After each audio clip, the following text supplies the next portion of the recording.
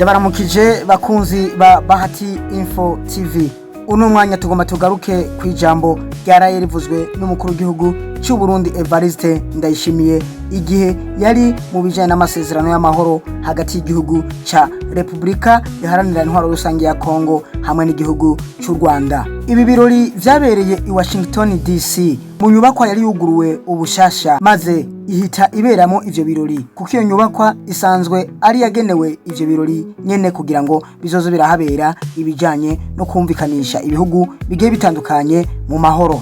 Hari haje abanyakubahwa bagiye batandukanye aho twovuga nka perezida w'igihugu ca Angola ndetse perezida w'igihugu ca Kenya William Ruto hamwe na perezida w'igihugu ca Congo ari nawe yarasanzwe aje gusinya amasezerano hamwe na perezida w'igihugu cy'u Rwanda Paul Kagame.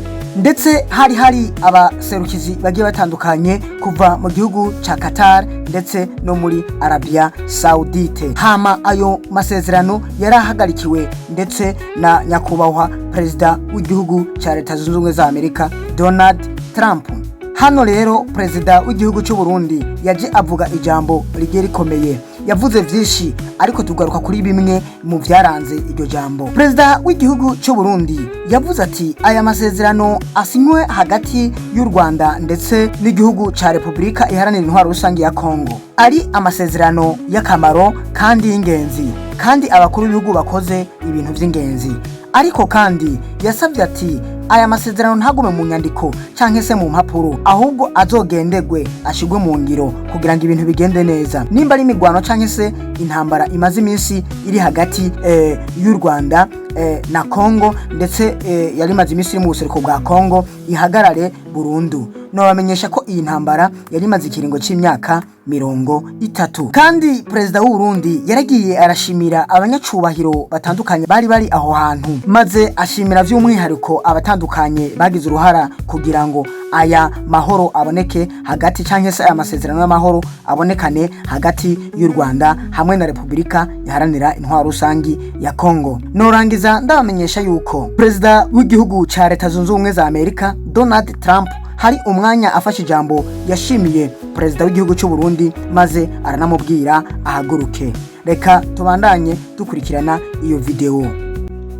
We are looking forward to this agreement which will give back hope to the peoples of Congo and of the sub-region. I would like to congratulate everybody involved who made it this great day possible.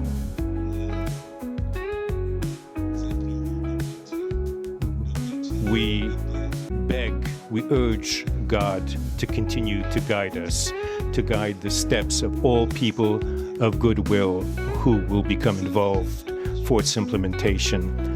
Committing oneself is something, but implementing is something else, which is why I call upon all of you.